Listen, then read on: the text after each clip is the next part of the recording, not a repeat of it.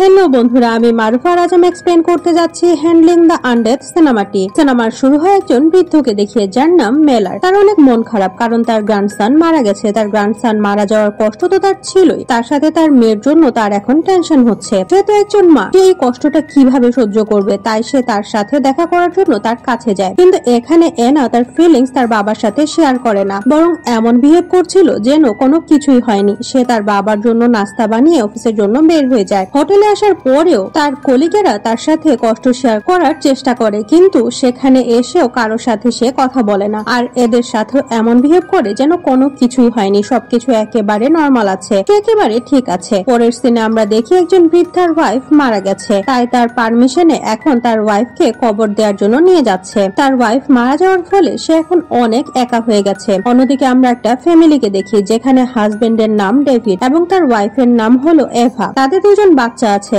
আর এটা একটা অনেক হ্যাপি ফ্যামিলি। তারা তাদের সুখ দুঃখ একসাথে ভাগাভাগি করে নেয়। আজকে ডেভিডের ছেলের বার্থডে। এরা সবাই ডিসাইড করে যখন কাজ থেকে ফিরে আসবে তখন তারা ধুমধাম করে বাচ্চাটার বার্থডে সেলিব্রেট করবে। এই প্ল্যান করার পরেও এভা এবং ডেভিড তারা তাদের কাজের জন্য রওনা হয়ে যায়, কিন্তু তারা জানে না তারা আজকে যা প্ল্যান করেছে তা কখনোই পূরণ হবে না, কারণ বিধাতা তাদের জন্য অন্য প্ল্যান করে রেখেছে। যখন এরা একটা টানেলের ভেতর দিয়ে যায় তখন এভার গাড়ি অ্যাক্সিডেন্ট হয়, আর এর ফলে এভা সেখানেই শেষ হয়ে যায়। এটা জানার পরে তার সম্পূর্ণ ফ্যামিলি একেবারে শকড হয়ে যায়। এরা সবাই অনেক কষ্ট পাচ্ছে। ডেভিড এখনো হসপিটালে আছে। এই রাতটা যেন একেবারেই কাটতে চাইছে না। আর এই রাতের অন্ধকারে আমরা একটা অনেক লাউড শব্দ শুনতে পাই। এই শব্দটা এতটাই জোরালো ছিল যে সেখানে থাকা সব জীবিত মানুষদের কানের পর্দা ফেটে যাওয়ার জোগাড় হয়েছে। আর যখন এই শব্দটা হয় তখন সারা পৃথিবীর লাইট একসাথে ফ্লিকার করতে থাকে। এর সাথে সাথে সেখানে থাকা সব পাখিও উড়ে যায়। আর যেখানে এনা দাঁড়িয়ে ছিল সেখানে হঠাৎ করে ফ্যানটা খুলে নিচে পড়ে যায়, কিন্তু সৌভাগ্যবশত এনা বেঁচে যায়। এনার বাবা যে তার গ্র্যান্ডসনের গ্রেভের কাছে গিয়েছিল সেই শব্দটা শুনে অজ্ঞান হয়ে যায়। যখন তার জ্ঞান ফিরে আসে তখন সে কবরের ভেতর থেকে একটা শব্দ শুনতে পায়। তার কাছে মনে হচ্ছিল হয়তো তার গ্র্যান্ডসন জীবিত আছে, তাই সে এটা চেক করার জন্য কবর খুঁড়তে শুরু করে। তার গ্র্যান্ডসন জীবিত আছে কিনা সেটা তো আমাদের দেখানো হয় না, কিন্তু আমরা মিলারের অবাক এবং বিস্মিত মুখ দেখতে পাই। অন্য সিনে আমরা সেই বৃদ্ধাকে দেখি যার ওয়াইফ কিছু সময় আগে শেষ হয়ে গেছে এবং তাকে কবর দেওয়া হয়েছিল। তার ওয়াইফকে ছাড়া তার অনেক একা লাগছিল। সে তাকে এতটাই মিস করছিল যে কান্না করছিল, কিন্তু তখন সে হঠাৎ করে তার বাসার বাইরে একটা শব্দ শুনতে পায়। যখন সে চেক করার জন্য যায় তখন সে অবাক হয়ে যায়, কারণ বাইরে তার ওয়াইফ দাঁড়িয়ে আছে। সে তার চোখকে বিশ্বাস করতে পারছিল না, তাই সে তার ওয়াইফকে জড়িয়ে ধরে। এদিকে হসপিটালে ডেভিড তার ওয়াইফ মারা যাওয়ার জন্য কান্না করছিল, কিন্তু তখন হঠাৎ করে সে ফিল করে এভা তার হাত নাড়াচ্ছে। এটা দেখে সে অবাক হয়ে যায় আর ছুটে গিয়ে ডক্টরকে ডেকে নিয়ে আসে। যখন ডক্টর এখানে আসে তখন তারা দেখে এভা বেঁচে আছে, কিন্তু তার হার্টবিট অনেক কম, যেটা দেখে ডক্টর শকড হয়ে যায়। ডেভিড বাসায় ফিরে এসে তার বাচ্চাদের এসব কথা জানায়। সে জানায় প্রথমে তাদের মা মারা গিয়েছিল, কিন্তু এখন আবার জীবিত হয়ে গেছে। আর ডক্টর বলেছে তার হার্টবিট অনেক কম, তাই ডক্টর তাকে অবজারভেশনে রেখেছে। ডক্টর এটা এক্সপ্লেন করতে পারছে না যে হঠাৎ করে কিভাবে সে জীবিত হয়ে গেল। অন্যদিকে আমরা এনাকে দেখি যার ছেলে মারা গিয়েছে, আর সে নিজের কষ্ট নিজের ভেতরে রেখে রেখে অনেক ক্লান্ত হয়ে গেছে। সেই কষ্ট আর সহ্য করতে পারছিল না, তাই বাথরুমে গিয়ে অনেক জোরে চিৎকার করে কান্না করে। আর এখন সে ডিসাইড করে সে নিজেকে শেষ করে দিবে, সে আর এই পৃথিবীতে থাকবে না। তাই সে একটা প্লাস্টিক রেপ তার মুখের উপরে পেঁচিয়ে নেয়, কিন্তু এনা নিজেকে শেষ করার আগে সেখানে তার বাবা চলে আসে এবং তাকে বাঁচায়। আসলে এনার বাবা তার ছেলেকে কবর থেকে বের করে এনেছে। সে এখন জীবিত আছে, আর এই কথাটা বলার জন্য সে এখানে এসেছিল। সে এনার হাত ধরে তার ছেলের রুমে নিয়ে আসে, আর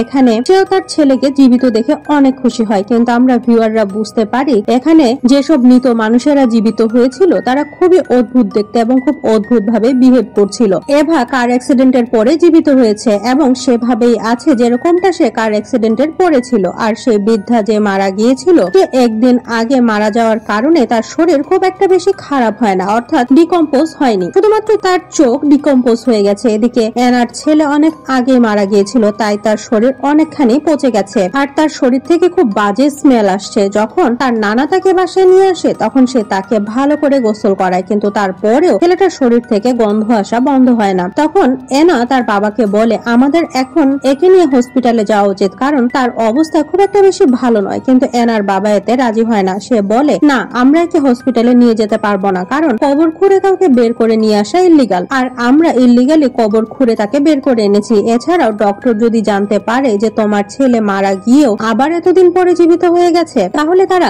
একে নিয়ে এক্সপেরিমেন্ট করবে। যখন এরা কথা বলছিল তখন হঠাৎ তাদের দরজায় নক হয়। এখানে পুলিশ এসেছে আর এনার মৃত ছেলের ব্যাপারে জিজ্ঞেস করে, কারণ এদের সন্দেহ হচ্ছিল যে হয়তো এনার বাবা কবর খুঁড়ে বাচ্চাটাকে বের করে এনেছে। কিন্তু এনা এর কোনো উত্তর দেয় না। পুলিশ এনার মন খারাপ এবং খারাপ অবস্থা দেখে এখান থেকে চলে যায়। যাই হোক, এই রাতটা পার হয়ে যায়। পরের দিন সকালে প্রত্যেকটা নিউজ চ্যানেলে দেখানো হয় যে শুধু এই 3 জন মানুষ নয়, বরং সারা পৃথিবীতে রিসেন্টলি মারা যাওয়া অনেক মানুষ ফিরে এসেছে। অনেক মানুষ তাদের নিজেদের কবর খুঁড়ে নিজেই বের হয়ে এসেছে, আর অনেককেই তাদের কবর খুঁড়ে বের করে আনা হয়েছে। আর যতগুলো মানুষ জীবিত হয়ে ফিরে এসেছে সবার অবস্থা প্রায় একই রকমের ছিল। এদের মাঝে না আছে কোনো ইমোশন, না এরা কোনো কথা বলছে। শুধু তাই না, এরা কোনো কিছু খাচ্ছিল না। আর এখান থেকে আমরা বুঝতে পারি এতগুলো মৃত মানুষের ফিরে আসা মোটেও কোনো কোইন্সিডেন্স নয়। এটা নিশ্চয়ই গতকালের সেই শব্দের সাথে রিলেটেড, যেটা গতকাল রাতে সবাই শুনতে পেয়েছিল। এদিকে পুলিশ জানতে পারে যে এনার ছেলেকে তার বাবা কবর খুঁড়ে বের করে এনেছে। তাই এনা তার বাবাকে বলে, বাবা এদিকের সিচুয়েশন যতক্ষণ না শান্ত হচ্ছে আমাদের আইল্যান্ডে গিয়ে থাকতে হবে। আর এই আইল্যান্ড এনাদের একটা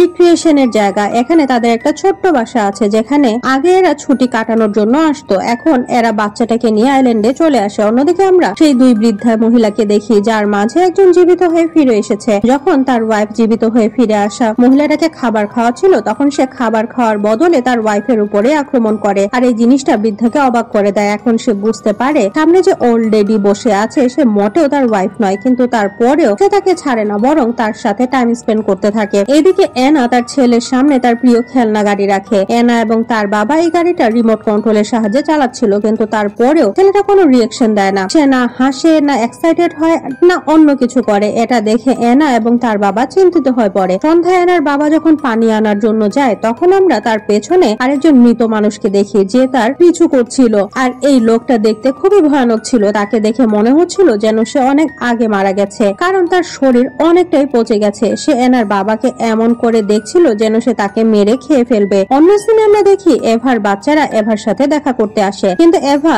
না এদের চিনতে পারে না দেখতে পাচ্ছে। এখানে এভার ছেলে এভাকে এক্সাইটেড হয়ে তার রেবিট দেখায়, যেটা তার বাবা তাকে তার বার্থডেতে গিফট করেছিল। তার ছেলেকে কোনো কিছুই না বলে এভা তার খরগোশটাকে কেড়ে নিয়ে একেবারে মেরে ফেলে। আর এটা দেখে এভার বাচ্চাদের সাথে সাথে তার হাজবেন্ডও ভয় পেয়ে যায়। এভার মেয়ে বুঝতে পারে যে মহিলাটা তাদের সামনে বসে আছে সে তাদের মা নয়, বরং অন্য কিছু। এদিকে আমরা আইল্যান্ডে দেখি যেখানে এনাও সে মৃত ব্যক্তিকে দেখতে পায় যে বাবার পেছনে পেছনে যাচ্ছিল। এনা তাকে দেখে অনেক ভয় পেয়ে যায় আর সে তার দরজা জানালা সব শক্ত করে বন্ধ করে দেয়। যখন এনার বাবা ফিরে আসে তখন সে দ্রুত তার বাবাকে সে মৃত ব্যক্তির ব্যাপারে জানায়। তখন এনার বাবা বলে, দাঁড়াও আমি তার সাথে কথা বলে আসছি। কিন্তু এনা তার বাবাকে থামানোর অনেক চেষ্টা করে যাতে করে সে বাইরে না যায়, কিন্তু এনার বাবা তার একটাও কথা শুনে না। আর যখন সে বাইরে আসে তখন সে মৃত ব্যক্তি এনার বাবার উপরে আক্রমণ করে তাকে মেরে ফেলে। এটা দেখে এনা এতটাই ভয় পেয়ে যায় যে সে এখান থেকে পালানোর চেষ্টা করে। সে তার ছেলেকে কোলে নিয়ে এখান থেকে একটা নৌকায় করে চলে যেতে থাকে। পানি অনেক গভীর ছিল তাই সেই মৃত ব্যক্তি